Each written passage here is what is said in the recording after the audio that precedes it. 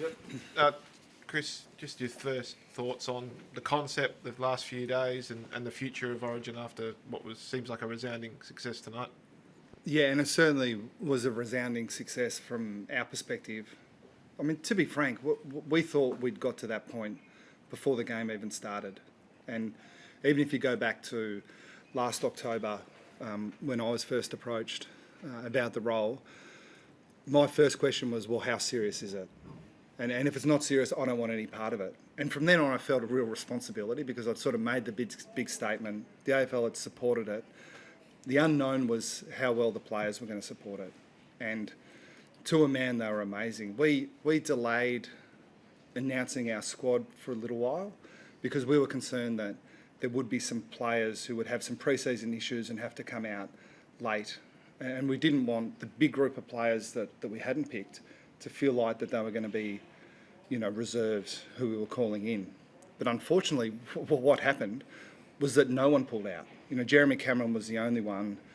And he was touch and go. Like he looked very unlikely a few weeks out. And I don't mind calling out Toby Green as well.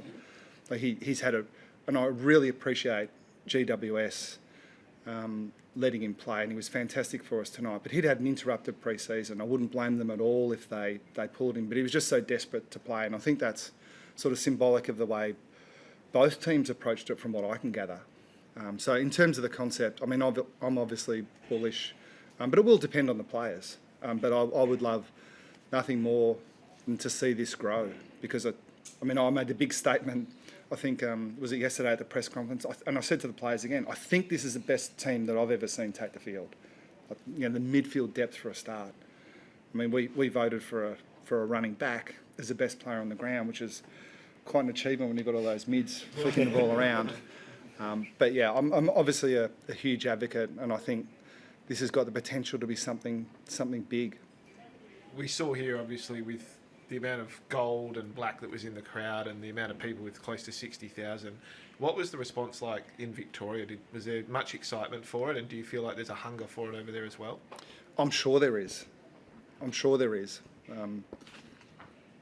No, I don't. I mean, it's not my position to sort of think through how it would best be maximised, but I think Victorians will take their lead from the best players at those Victorian teams, and they all wanted to play. And again, I'm really appreciative of the other coaches in particular who are supportive of their players playing. We had people knocking it down our door to be a part of it. So I'd be staggered given that attitude if the public didn't get behind it. But I must say, WA have got the front running, I would have thought, given the way that the week has gone, sold out almost straight away. I get there'd be some competitive tension there with Adelaide as well, but I would imagine, maybe Lachie can speak to this better than I can, if you were a South Australian aligned player or an Allies aligned player, you had to watch that game thinking, how can you leave us out of this contest? So yeah, it's really got some potential. Yeah, the buy-in from all the players was huge. How often would you like to see the concept played to ensure that the buy-in is still at this sort of level? I don't see any reason why it shouldn't be every year, but maybe if it does wane a little bit, maybe then you think about adjusting it. But I can't imagine that being the case. I think it will only grow legs. I mean, as a coach, I think it's the best time now. For example, our players have a practice match against Hawthorn on Monday. I know where I'd rather my players be playing. The intensity out there, they say, was pretty hot. It looked hot to us. Yeah, no, definitely. I think you perfect point there. So everyone's playing practice matches these times of year anyway. It's not a practice match by any means, but you're still going out there, you're playing footy. So it's the same whether you're playing it sort of at your club or you're playing it here. You're still playing 4 quarters of footy. One boy step on the field and you're playing opposition. Just because it's a practice match, everyone's still going 100%. I think when you sort of take liberties or you sort of don't approach it in the right way, that's when you are going to find yourself getting hurt, whether it's here or whether it's in a practice match. So you just got to show it with the right attitude. I think everyone sort of did that tonight, which was great for the spectacle. Lachie, how hot did it feel out there? No, It seemed genuine. No, definitely. Yeah, early on their pressure, obviously they kicked the first 2 goals and then their pressure was really sharp after that, I thought. We were able to sort of get back into the game and sort of control majority of the back end of that first quarter. But definitely it was hot. I think until late in quarters, it sort of opened up a little bit just through fatigue because it was so quick in the early parts of the quarters. So first game of the year as well, I think maybe a little bit of fatigue had set in as a later part of those quarters, but early in quarters, it was definitely on. It was definitely hot. Probably one of the quicker games I've played in. Hey, look, Scott, is there any update on Jacob Wiedering, and how as a coach do you process that sort of injury in a game like this? I probably think about Tom Green at GWS. I mean, Lachie's mate, and there's not, hand on heart, there's never a situation when an opposition player gets hurt where you feel nothing but sorry for, the player as an individual, obviously, but the club more generally, and it sort of reinforces that these things happen. And I hope Jacob's okay. But out of respect for Carlton in particular, well, one thing I should say is that the care for the players was first class, and that's not a reflection of the coaching staff necessarily. It's more the high performance team that was really probably representative of most clubs in the competition. So that the standard of care for the players, I think, was first class. You can vouch for that. Yeah. But what we've decided to do from here is allow Carlton to give the update. They've been well informed, and it's probably, Pat, I think over the next 24 hours they'll release something. Yeah. But our understanding is it's serious enough that you need to be updated on it. He's going to miss a period of time, I think, but I wouldn't like to say any more than that out of respect for Carlton. Carlton fans will be hurting probably tonight and tomorrow. Are we mature enough as an AFL to push on with Origin in light of them being disappointed? I just don't think that they will be any more disappointed than the GWS fans about Tom or the players that inevitably get injured at pre-season training or pre-season games. I guess the only coherent argument you could make is the intensity here is likely higher than a practice game. But as Lachie said, I mean, I agree with him completely. This was true when I played back in the days of black and white TV. So if you're half-hearted, you're more likely to get injured. That's sort of always been my approach as a coach. And I'm a bigger believer in luck than I've ever been. And more specifically, you're going to get some bad luck, and you just need to roll with the punches. But I would hate to lecture the fans. I get that Carlton people would be disappointed. Just one to the left. Chris, from the coaching perspective, you just talked about a bit earlier about the selection of the EJ Wynn medalist in Lachie there. It must have been, how did you get to that decision collaboratively with the coaching group to realise that Lachie was the player that you thought was the most outstanding player on the ground? Yeah, it's a good question. There was, I think, Pat, was it officially Sean Grigg, Gary Lyon, Sam Mitchell and I? Yeah. And there was a little bit of debate, but in the end it was unanimous for Lachie. So I don't mind saying I'm probably jumping outside my lane a little bit here, but we had Lachie in a group with Dacos, Butters and Bontempelli, but in the end we thought when the game was really hot and we were under pressure that Lachie was the most influential. And Lachie, what does this mean to you? You came fourth in the best and fairest last year. You're a 125 game player at the moment. Where do you see this as a potential springboard for you for things going forward in season 2026? No, definitely. It's firstly, it's a privilege and honour to be here this week. Probably, as I said out there on the ground, I was actually a little bit nervous coming over this week whether or not I belonged. Like, you look at the names on the team sheet, and they've been really good players for a long period of time, or they're stars of our competition.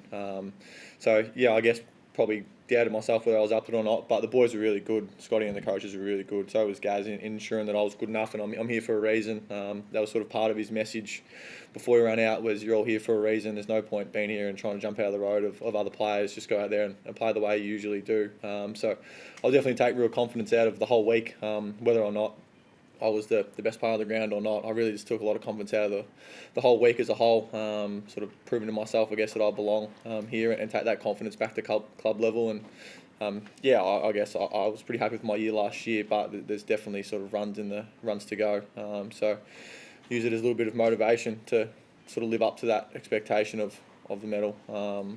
Don't get any better. Cats are having enough trouble with GWS.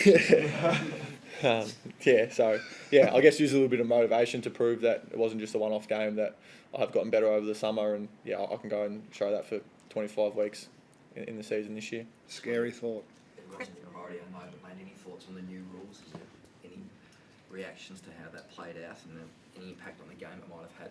Yeah, well, I thought the game was sensibly umpired. I mean, I'm an advocate for the rule changes this season anyway. I think encouraging the ruckman to jump at centre bounces is a real positive. I think most of the others, the change to the insufficient intent rule, it just makes it black and white, and it's, even if you're a bit unlucky, it becomes clearer and easier for the umpires. I think that's a good one. And I think the stand rule is just being enforced the way it should have been in the first place.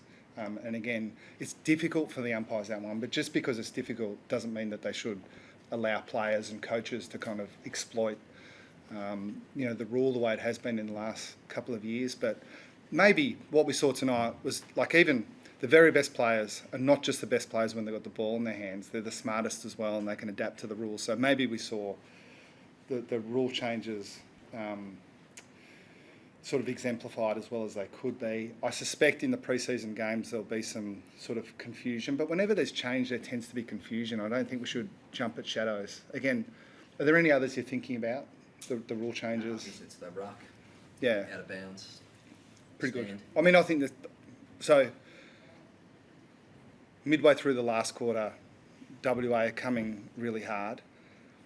It would have been the easiest thing in the world, whatever it was 5 years ago, to close that game down with two behind the ball at a centre bounce. Like, I know it's been a while since 666 has been in, but anyone that's a critic of that rule, in my humble opinion, doesn't understand the game. You know, if you want it to be more exciting. It's a nightmare for coaches, but it's a good one.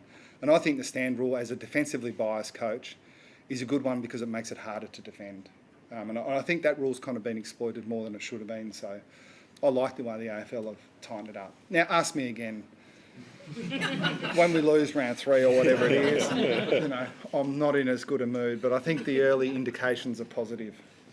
Chris, Do you have an opinion? No, I just think like the out of bounds rule, I think that makes it clearer for players. Like, you sort of see the ball being kicked from a stoppage or whatever it is, and you sort of just know straight away. Like, you can see that from behind the ball, you can see you just set up straight away knowing that it's a free kick opposition, and sort of not running over you like, oh, do we have it as a stoppage? Like, it just takes the confusion out of that one a little bit. I don't really understand the ruck stuff, I'll be honest, but that one, I do like that one. And the stand rule, I agree. I think it's just the way that it should have been sort of umpired, or the rule should have been brought in this way from the start, I believe as well. I agree with Scotty's comments there, for sure.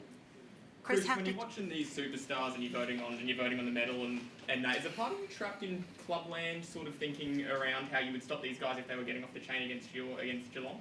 Oh, I mean, thank God we don't need to coach against, you know, that WA team from a club level.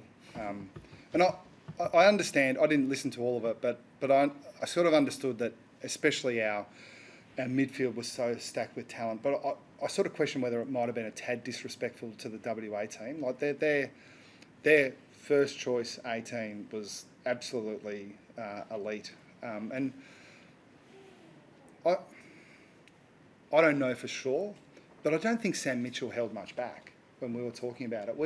And again, it would be so disingenuous to say, hey, we need the players to buy in, and then us be thinking about Geelong or Hawthorn. And I was really impressed, and Sean Grigg with the Gold Coast for that matter. I was just really impressed how we were open about it. I guess from my perspective, I don't coach, I'd like to think, a style of game. That's not the way I think about the game. I think about, okay, what have we got? How should we set this game up? And it was, you know, embarrassment of riches in this game, but it was, you know, in a way, it was a sort of a process of trying to filter. You know, we can't come up with 8 different ways of playing. Let's sort of simplify this as much as possible in the time we had available. But it'd be a scary prospect to coach against a team as talented as WA. How did you go juggling that amount of riches that you did have? Well, I think a little bit we sort of empowered the players with, like, this is the way we're thinking, you know, we should set the team up based on our strengths. And it's kind of, Bond had a big role to play in that. But yeah, I mean, it's so much, I shouldn't say easier, but some of the problems you have at club level you don't have here, because it's kind of like, it's almost like you look at Lachie and say, hey, we're thinking, before he finishes a sentence, yeah, got it. Like, it's, Gaz, even, you know, slightly sort of on the outside, sort of through the media, it was a nice insight to what it's like dealing with the gun players. You talk about that embarrassment of riches and trusting everyone to make that decision. We saw Paddy put himself in the middle to start. How did that sort of come about? I think he was supposed to start on the bench and finds himself out there. Yeah. Well, I mean, again, I don't think I'm talking out of school, but Sam Mitchell and Sean Grigg were pretty happy for him to be in there. So we weren't. I like it, but I was conscious of not saying, hey, the Geelong guys should get precedent. But I think the credit should go to the players because, again, the risk. I don't want to talk like a know-it-all. We're early in our sort of state of origin kind of experience, but we initially thought the risk might be that we have no cohesion because we've got all these stars who are stepping on each other's toes. But really early on in the prep, Gaz, it became clear that no, that the opposite was the problem, that they were more likely to be too unselfish. And we didn't have many, Pat's an extrovert. We actually didn't have too many of the alpha males trying to take over. It was more sort of reminding. I think Lachie's the best running back in the game, or close enough to it. But I don't think he felt that coming in. I think we needed to remind them that, hey, we want to see what you can do. Don't be too. There is such a thing as being too respectful of your teammates. Lachie, you've come a long way from an Invergordon orchard, and your parents came across during a busy picking season. How does that feel? Like, what's the journey? No, well, Mum and Dad have been there obviously from day one. Dad's been pretty big in my footy journey. He was my sounding board growing up. Sort of still is today. Talking to him like this morning, just what do you think? What do you got for me? Most mornings of the game, like we'll have a chat just around the game and whatnot. So for them to come over, it was pretty massive for Dad. He normally does. He's pretty busy at the moment, so it was great to see him after the game. See him this morning. Very sort of privileged, but I guess a little bit of payback for all the time they were running me around the country when they were busy and couldn't be bothered, and I wanted to go to footy training and things like that. So I guess they're seeing the fruits of that a little bit, which is pleasing to pay them back in some way, I guess. Nice one. Chris, how tense was it in that last quarter, or were you able to enjoy young Lawson Humphries enhancing his reputation again as one of your players at Geelong? Yeah, I can't remember who said it. It might have been Coxie at the press conference yesterday, which I completely agreed with. That he might. I think his prediction was he might be one of those players that just plays well as the level increases, and I think we saw that tonight. I was annoyed and excited at the same time, to see him late. But no, it was genuinely tense, and Gary made the point with the players that I think it was a compliment that at least like under real pressure in the box there was a calmness about the way we wanted to go about it. But no, I was concerned with the way the game was going, and for big parts of it we sort of had control of it, and I don't care whether it's a home and away game, a final, or a state of origin game. It's frustrating when you think you've had the run of the game, but now it looks like we're a real chance to lose. So I was coaching as hard as I would for Geelong, and I think the players were playing as hard as they would for their respective clubs as well. So in terms of the concept, that's probably the most glowing endorsement you can give. And Matt Rowell's finger, is that any? They say it's a 1 weeker. Okay. But that was Sean Grigg, and we play them opening round, so it might be. Finish over here. Question for either or both of you. Dean spoke around a real bond that the West Australian players have. Is that something you guys have over in Victoria as well? Definitely, I think coming over here, I spoke about before, I was nervous coming over, but the way that the sort of boys come together, like as Chris said, like Paddy he was pretty vocal in the group chat, but everyone else was pretty quiet, to be honest. So when we come over here, like the boys just gelled together so well. I know they spoke about it a lot, but we felt like we didn't really need to speak about it because we knew internally that we sort of had it and we were going to connect pretty well.